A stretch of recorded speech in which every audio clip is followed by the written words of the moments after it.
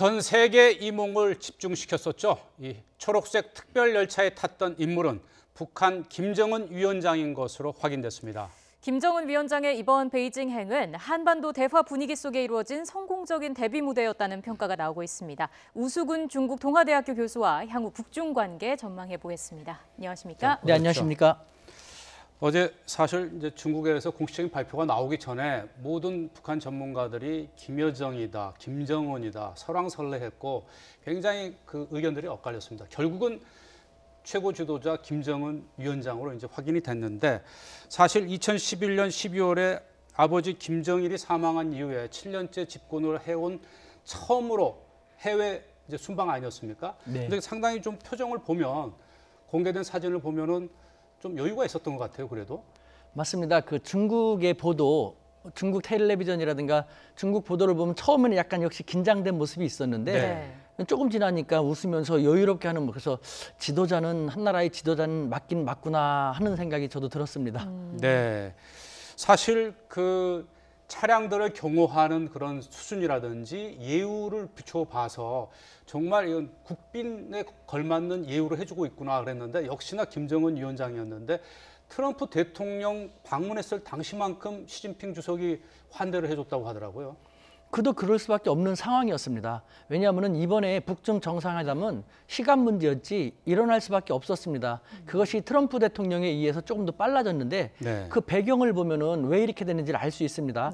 예를 들면은 북한과 중국은 양자 간에 지금 계륵과도 같은 관계에 있습니다. 그러니까 중국의 입장에서는 조그만 옆 나라가 계속 자기들을 괴롭히고 도발을 하고 어떻게 손을 보고 싶지만 옆 나라이니까 후폭풍도 직접 미치기 때문에 할 수가 없고, 따라서 계륵. 북한의 입장에서도 중국 큰 나라가 역사적으로 계속 침략하고 괴롭히고 간섭하고 정말 어떻게 하고 싶지만 그 미국의 공격이라든가 있으면 그래도 기댈 만한 언덕이 될 수 있기 때문에 함부로 할 수 없는 계획과 같은 전제였고, 북중 관계가 최악의 국면에 다다른 상태였죠. 그런데 지금 막 미중 간의 힘겨루기 상황이 더 격화되고 있지 않습니까? 가장 이것과 관련된 예를 들면은 얼마 전에 북미 정상회담을 하게 됐지 않습니까? 그러니까 트럼프 대통령이 여태까지 중국에 대해서 북한 문제는 너희 중국이 가장 중요하니까 더 많이 제재해라, 압박을 가해라. 중국은 그렇게 할 수 없었지만 그래도 그 압박 때문에 계속 압박 수준을 가했고, 그래서 북중 관계는 최악이 됐습니다. 그런데 갑자기 트럼프 대통령이 중국을 팽시켰죠. 중국한테 아무 설명도 하지 않고 토사구팽 북미 정상회담을 하겠다, 펀치를 날린 겁니다. 이에 제가 그때 당시 중국 당국자들한테 파악한 바에 의하면은 트럼프 대통령이 시진핑 주석이 미국의 트럼프 대통령에게 어마어마하게 분노를 표시하면서 배신감, 굴욕감을 느꼈다. 내가 반드시 이것을 갚겠다라고 하셨다는데 그것이 이번에 그 카운터 펀치로서 북중 정상회담, 미국 너희가 아무리 힘을 쓴다 하더라도 북한은 우리 영향권에 있어 하면서 김정은을 딱 이번에 초청한 카운터 펀치를 날리게 된 그런 것인 거죠. 우 교수님 말씀을 정리를 하면, 이 트럼프 대통령이 주도하는 대북 제재에 이 중국이 나름대로 최선을 다해서 협조를 했고, 또 이런 한반도 문제에 대해서, 또 북한의 비핵화 문제에 대해서 국제적으로도 중국이 나름대로 최선을 다했는데, 이러한 최근의 어떤 대화 국면이라든지 북한과의 어떤 대화, 이런 부분에 대해서 미국이 중국을 좀 소외시키려고 하는 의도에 대해서 지금 시진핑 주석이 굉장히 화가 났다는 그런 말씀이죠. 그러니까 차이나 패싱이란 말 우리나라에서 쓰는데요. 맞습니다. 하지만 혼돈하면 안 되는 것이, 정확히 구분해야 되는 것이 미국에 의한 차이나 패싱입니다. 미국이 계속해서 중국한테 압박을 가하라고 해서 이렇게까지 압박 가해서 북중 관계는 최악이 됐는데 갑자기 자기들을 빼버리고 북미 대화를 하겠다? 차이나 패싱이죠. 그래서 트럼프 대통령에게 시진핑 주석은 엄청나게 화가 날 수밖에 없는 것이고, 반면에 차이나 패싱이라지만 한국은 시진핑 주석은 우리에게 고마움을 표시하거든요. 왜냐하면요, 지난 북미 정상회담 성사시킨 것도 한국의 문재인 대통령입니다. 중국은 줄곧 대화와 타협을 통해서 평화적 해결을 하기를 바랬다고 했지 않습니까? 그런데 문재인 대통령이 그 궤도를 만들어줬고, 또 중국이 되게 억울하게 생각했던 것이 있었습니다. 국제사회에서 미국을 비롯해서 북한 문제는 중국 너희가 해결해야 된다, 너희가 관건을 쥐고 있다 했지만 중국은 항상 북미 간의 관계이다, 북미 간에 풀어야 한다고 했지 않습니까? 그런데 이번에 문재인 대통령을 통해서 북미 간의 문제임이 드러나게 됐고, 그렇기 때문에 시진핑 주석의 입장에서는 이리저리 한국에 대해서는 감사한 것이죠. 고마운 것이죠. 마음의 핏을 진 상태. 그런데 차이나 패싱이라고 해갖고 한국과 미국이 동시에 중국을 괴롭혔다라는 뉘앙스를 가면 안 되는 것이죠. 그렇기 때문에 미국에 의한 차이나 패싱으로서 시진핑은 트럼프에 대해서 안갚음을 하는 것이고 네. 반면에 한국의 문재인 대통령에 대해서는 고맙다. 그렇기 때문에 당장 양제츠 중국의 정치국원이 이 북중 정상회담의 결과를 설명하기 위해서 내일 당장 오지 않습니까? 네. 그만큼 중국은 우리에게 고마움을 표시하고 있을, 그만큼 한중 관계에 있어서 우리는 좀 더 유리한 입장에 설 수 있게 된 것이죠. 네. 네. 그러니까 차이나 패싱이라는 단어는 맞지만 그 앞에 미국에 의한이라는 그렇죠. 단어가 꼭 붙어야 그렇죠. 한다라고 말씀을 그렇죠. 해주셨는데 이런 분위기 속에서 김정은 위원장이 중국을 방문했습니다. 저희가 화면을 보면서 좀 더 얘기를 나눠보도록 하겠습니다. 자, 김정은의 최대한의 예우를 했다 이런 평가도 나오고 있고요. 시진핑 주석과 나란히 앉아서 저녁도 먹고 문화 공연도 관람을 했다고 해요. 그렇습니다. 이번에 정말 그 비공식 일정으로 비공식 초청이라는 거 했는데 비공식이라는 것도 그만큼 중국의 입장에서는 혈맹국가 혹은 사회주의 긴밀한 국가에게만이 그런 것을 합니다. 네. 그 자체가 비공식으로 초청했다라는 자체가 우리는 특별한 관계다라는 것을 어필하려고 했던 것이고 그다음에 이번에 인민대회당에서 가장 큰 금색 찐서팅이라는데 거기서 대대적으로 국빈 만찬도 해줬고 뿐만 아니라 조어대에서도 네. 아주 의미가 있는 것이 있습니다. 양윈짜이라는 곳인데 네. 1987년에 김일성이 등소평을 만나러 와가지고 바로 그 장소에서 환담을 하고 또 식사도 했거든요. 네. 시진핑 주석은 이번에 김정은에게 그와 같이 당시 그래도 그런 말을 했습니다. 우리의 선조들은 북중 우호는 이렇게 유래가 깊다. 바로 여기서 회담도 했고 우리는 또 그 회담을 하면서 앞으로도 북중 우호를 이어갈 필요가 있다라는 식으로 그만큼 북한과 중국은 우호 관계가 유래가 깊고 앞으로도 될 것이다라는 걸 많이 어필하려고 했죠. 네. 3박 4일이었지만은 그래도 굉장히 바쁘게 일정을 보내고 이제 평양으로 돌아갔는데 자, 시진핑 주석과 3시간 동안 이제 환담을 나눴다고 하는데 과연 시진핑과 김정은 사이에 어떤 얘기들이 많이 오갔을까요? 네, 제가 중국 텔레비전 이것을 보도를 좀 오래 한 텔레비전을 보면은요, 대강 두 가지로 분류할 수 있을 것 같습니다. 네. 첫 번째는 아무래도 북중 관계, 북중 우호 친선 관계는 오래된 것이다. 앞으로도 계속 해야 된다는 식으로 북중 관계 개선을 하자라는 그런 것을 저는 어필하려고 했던 것이고 두 번째는 한반도 문제에 관한 것인데 당연히 비핵화 문제입니다. 하지만 제가 생각할 때 비핵화 문제는 언론적으로 언급을 했을 뿐 네. 처음 만나서 이 껄끄러운 관계를 틀려고 하는데 서로 입장이 다를 수 있는 것을 굳이 끄집어낼 필요가 없고 중국은 또 그런 걸 피해가거든요. 네. 그때 이번에는 북중 관계는 뭐 지금 어렵다는 얘기는 언급할 필요도 없이 정말 우호적이었고 계속 우호적이었고 앞으로도 그렇게 가지 않으면 안 된다. 그래서 시진핑 주석은 양국 간의 특사 교환도 더 빈번히 해야 할 필요가 있고 양국 국민들 간의 교류도 더욱 늘리고 특히 우호 관계를 심화시키기 위해서 북중 간의 청년 교류를 더 강화하자, 공고히 하자라는 제안을 했거든요. 네. 그런 걸 볼 때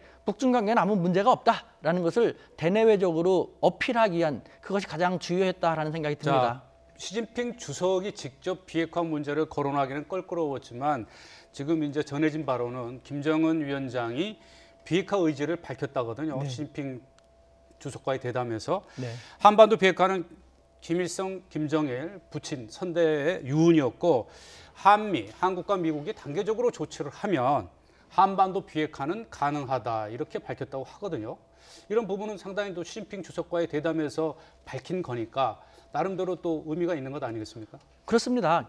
시진핑 주석도 중국의 입장에서는 중국 옆에 있는 나라가 핵을 갖는다는 것은 별로 좋은 것이 아닙니다. 그래서 줄곧 북한의 비핵화가 아니라 한반도의 비핵화, 한국도 비핵화를 포함하는 것이겠죠. 네. 한반도의 비핵화를 주장해왔고 김정은의 입장에서는 중국 초청 측이 그것을 주장을 했는데 비핵화는 길이 멀다는 걸 알고 있습니다. 우리도 그렇게 하겠다. 할아버지도 그렇고 아버지도 이웃이기 때문에 지킬 것이다 라는 것을 다시 명명백백히 표명함과 동시에 조건을 달았죠. 네. 미국과 한국이 자기들의 노력에 호응을 잘 해준다면 단계적으로 비핵화가 이루어질 것이다라는 것. 예. 미국과 한국도 적극 나서야 된다라는 단서를 다른 것이죠. 네. 그 단계가 어떤 식으로 이루어지게 될까요?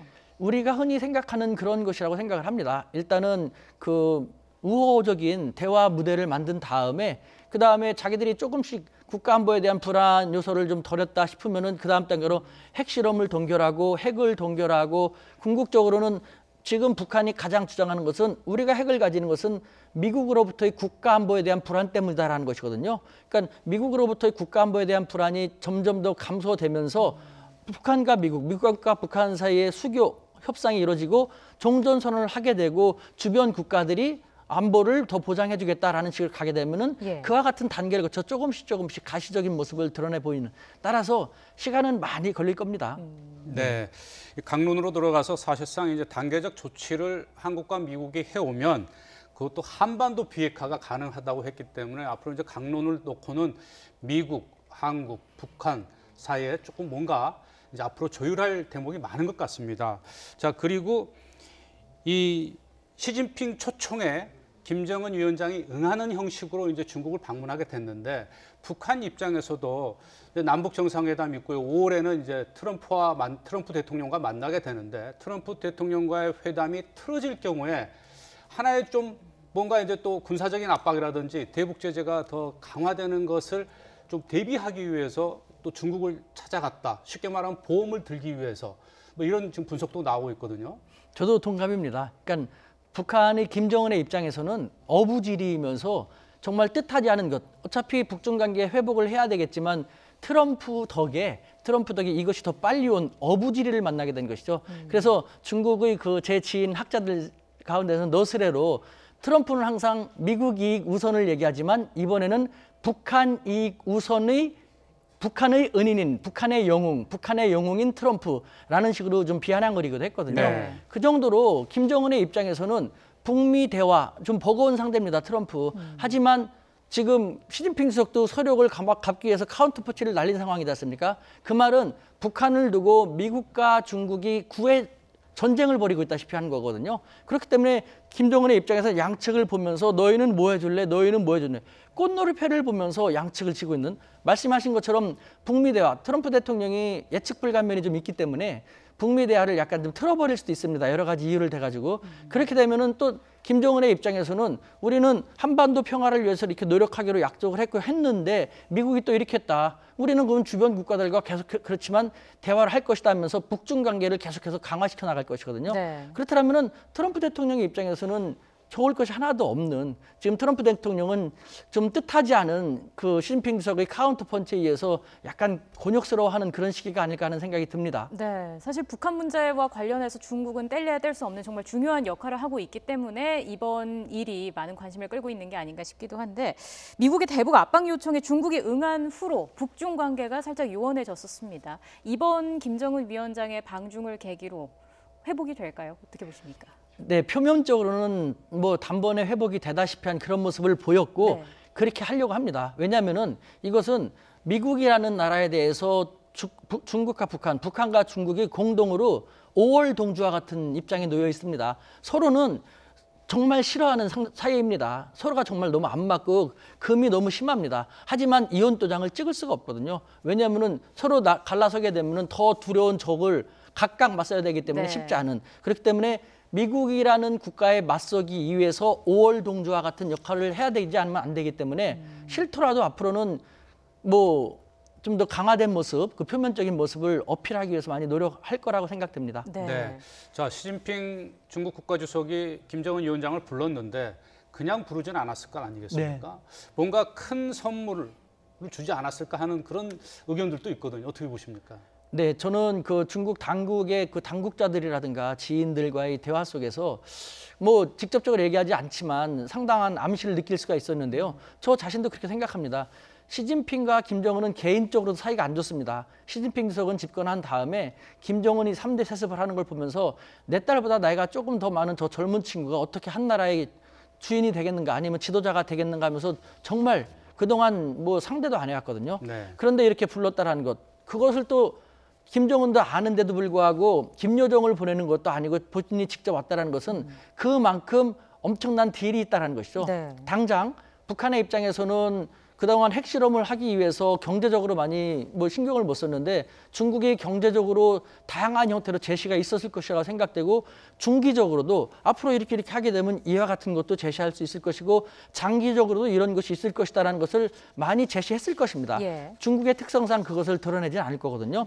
시간이 지나면 조금씩 나타나겠지만, 그렇기 때문에 김정은의 입장에서는 뭐 그렇더라면은 북중 우호를 위해서 한반도의 평화를 위해서 내가 직접 가지라는 식으로 받아들여는, 그래서 이번에 북중 정상회담이 성사되게 됐다라는 분석이 가능합니다. 네, 북중 관계가 가까워지면서 우리 청와대는 긍정적인 신호라면서도 예의주시하겠다 이런 입장을 보였습니다. 일단 우리로서는 좋은 측면이 있는 거죠. 가장 좋은 것은 뭐 승리라고 한다면 현재까지 북한이고, 그다음에 우리도 못지않게 좋은 우리의 외교력을 한층 더 강화시킬 수 있는 입장이 됐죠. 아까 말씀드린 것처럼 그 북미 정상회담, 네. 북미 정상회담을 우리 대통령이 주도해서 만들어줬습니다. 이것은 대화와 타협을 통한 해결이라는 것을 계속 주창해온 중국의 입장과도 일치하는 것이거든요. 예. 이번에 북중 정상회담과 우리 남북 정상회담은 맥을 같이 하는 것이기 때문에 부정적인 요소는 전혀 없을 수 있는 것이죠. 그다음에 아까 말씀드린 것처럼 중국이 그동안 억울했던 것, 북한 문제는 자기들이 이해한 것이 아니라 북미 간의 문제다라는 것을 우리 대통령이 북미 정상회담을 만들어 줌으로써 그 억울함도 해소시켜줬지 않습니까? 네. 중국은 우리한테 고마움을 지내게 됐고 마음의 빚을 지게 됐고, 그렇지 않아도 사드로 인해서 아직도 대면대면한 관계를, 한국과의 관계를 풀어야 되는데 이 부분에 한층 더 풀 수 있는 계기가 됐죠. 그다음에 미국의 입장에서 자, 이 상태에서 잘못하면은 한국과 북한에 대한 영향력을 중국에 많이 뺏기겠다라는 생각을 하게 될 것이고, 네. 그로 인해서도 압박을 하기도 하고 당근도 들고 나올 텐데, 자칫 잘못하면, 그래서 아까 말씀드린 것처럼 북미 대화를 틀어버리거나 하게 되면은 더 자충수를 되거든요. 그렇기 때문에 결론적으로 미국과 중국도 북한뿐만 아니라 한국을 필요로 하는 이런 상황이 됐다. 그것은 이제 우리가 어떻게 하느냐에 따라서 한 군데에 쏠리는 것이 아니라 우리가 한반도의 평화와 안전은 대화와의 타협을 통해서 해결한다는 기조를 가지고 우리가 주도적으로 여러 가지 문재인 대통령이 했던 같은 그와 같은 외교 정책을 해나간다면은 과거와는 다른, 남북이 좀 더 주도적으로 한반도 문제만큼은 머리를 맞대고 이야기할 수 있는 새로운 국면을 맞이할 수 있을 거라는 생각이 듭니다. 네. 북중 정상회담에서 거론된 내용이 무엇인지 이제 보다 정확하게 알기 위해서는 내일 방한하는 이제 양재츠 중국 국무위원이 청와대를 방문해서 이제 뭔가 설명을 하면 더욱더 이제 확실해지겠죠. 자, 어찌됐든 지금 한반도를 둘러싼 이 주변 국가들이 이 비핵화 문제를 놓고 또 이 북한과의 어떤 대화 국면을 놓고 굉장히 이제 복잡하게 이제 전개되는 양상인데, 특히 미국도 입장을 내놓았는데 지금 트럼프 대통령의 측근들을 지금 인사를 보면 굉장히 강경파들을 배치하다 보니까 미북 정상회담을 앞두고 이것도 뭔가 트럼프 대통령이 보여주는 것에 대해서 지금 시진핑 주석도 한번 보여주는 것 아니겠습니까? 이제 김정은을 불러서.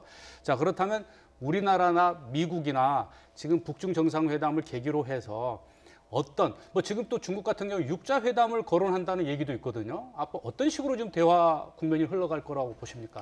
저는 향후 한반도의 가장 중요한 변화의 요인은요, 미국, 더 정확히 말하면 트럼프 대통령에 의해서 좌우된다고 생각합니다. 네. 트럼프 대통령이 불행하게도 유감스럽게도 예측이 좀 쉽지 않은 그런 인물이지 않습니까? 여기서 트럼프 대통령이 특유의 뭐 승부사 기질로서 좀 자충수를 드는 행동을 하게 된다면은 네. 뭐 동북아 영내에서 미국의 영향력은 더 많이 떨어질 것입니다. 어차피 일본이라는 것은 승자 추종 외교를 하기 때문에 가장 강력한 승자를 나타낸다면 그것이 미국이면 미국으로, 중국이면 중국, 러시아면 러시아로 가기 때문에 일본에 대한 영향력은 별로 없습니다.